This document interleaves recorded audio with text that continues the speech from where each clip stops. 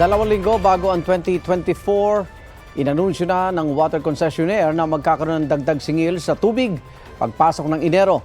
At yan ang unang balita ni Bernadette Reyes. Dadaloy na naman ang dagdag gasto sa water bill pagpasok ng Enero. Aprobado na kasi ng MWSS Regulatory Office ang dagdag singil na ilalaan sa mga proyektong magsisiguro raw ng tuloy-tuloy na serbisyo sa tubig.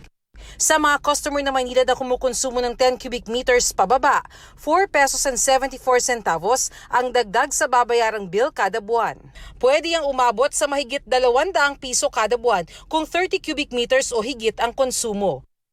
Depende rin sa konsumo ang dagdag singil ng Manila Water na pwedeng halos 3 piso kung 10 cubic meters pababa o mahigit 155 piso para sa 30 cubic meters pataas. Kasama na sa kwenta ang inflation.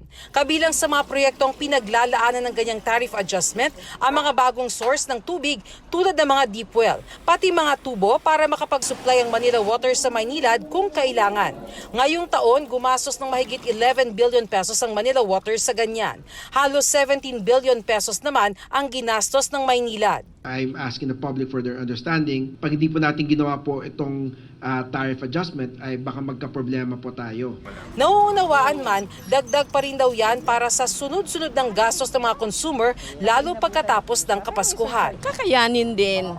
Kasi kung mawalan din ng tubig, mahirap na yan. Kailangan din yan sa pang-araw-araw talaga. Kagat na lang tayo kasi kailangan namin ang tubig. Sa kabila ng magiging taas singil sa tubig, siniguro naman ng MWSS Regulatory Office na hindi magkakaproblema sa supply kahit pa maramdaman na natin ang epekto ng El Nino. We have planned already for it. That is why I can assure the public that there will be no water crisis in 2024.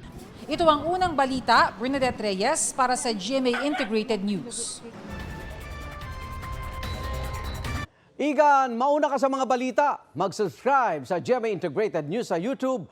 Sa mga kapuso abroad, subaybayan nyo kami sa GMA Pinoy TV at sa www.gmanews.tv.